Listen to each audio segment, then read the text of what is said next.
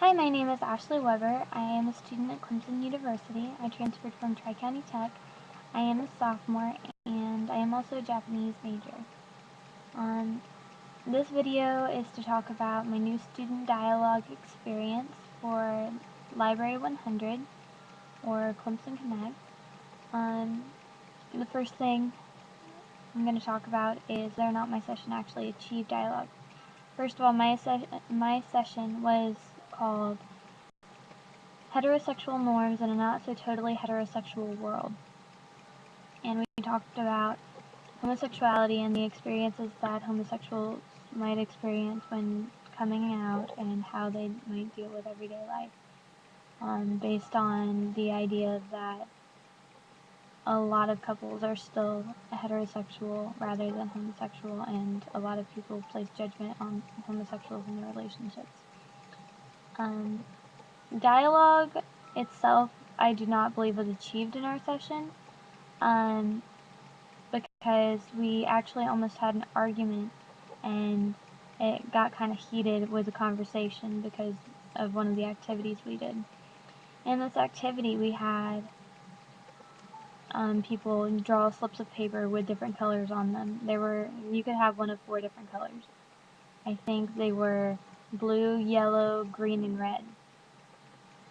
If you were green, then you could come out of the closet, and all the people who were behind you before you made that decision, they were still behind you. They still were there for you. You'd still have your job, your family, your friends, etc.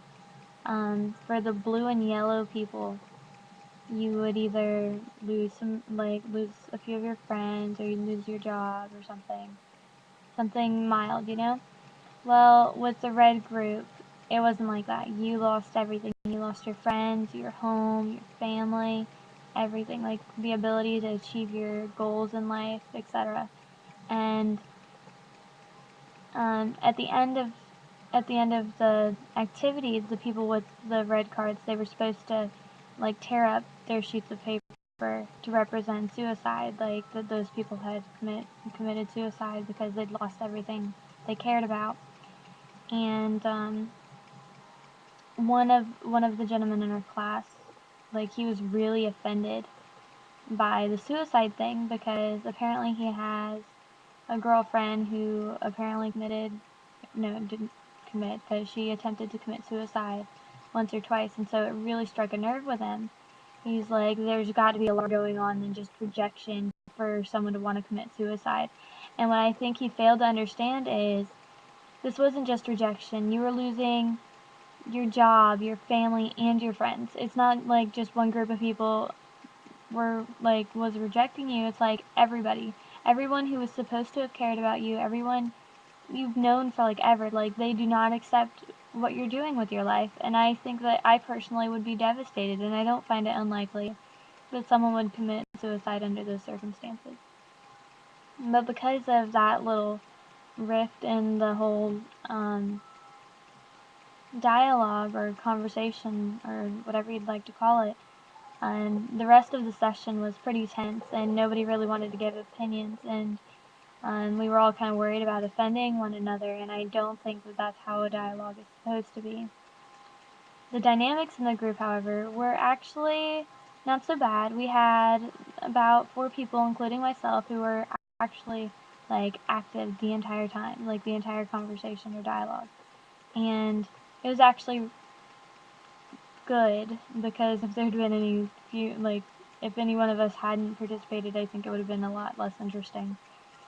One young man, the one I mentioned before, the one whose girlfriend apparently had some suicide issues or whatever, he was actually a really active part in the conversation, and his opinions before that activity happened, he was really open with them, and he wanted to explain why he believed the way he did, and I really appreciated having the perspective of another person, and the explanation behind why he felt that way. Another one of the active players, he was actually really ignorant. He said a lot of stuff that a lot of people would not really have said because you, like, nobody does that. One thing he said that personally offended me was that he wanted to go to China with 5 of his friends so he could just walk around and make fun of the Chinese people because that's what the Chinese people do here. And that's not true. That's not even mildly realistic. But when he actually gave real opinions about things that actually mattered, it was good. He actually let people know how he felt also, which I really appreciated. Another person who was willing to give her opinions, or at least to lighten the mood when things got a little tense, was one of the basketball players. She always spoke out when things were starting to get kind of weird, and I really appreciated that too.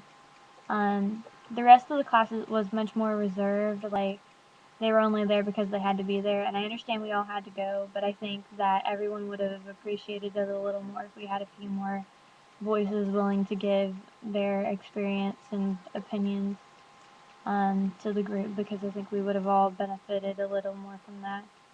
But it didn't happen, so that's another reason that I don't think dialogue was actually achieved, because a lot of people were just uncomfortable with talking. I myself, I love to talk, and I find my opinions and the opinions of others really important. So I was definitely an active part of the conversation. I think that the dialogue as part of the Library 100 is a great idea if you can actually get the students to achieve proper dialogue, because the ability to share your opinions and to give your respect to other people for their opinions, that's really important, to learn how to communicate respectfully even if you don't agree with what other people believe. So I feel that it's a really valuable experience for any student here at Clemson, and I'm really appreciative that I got the opportunity to participate in the student dialogue.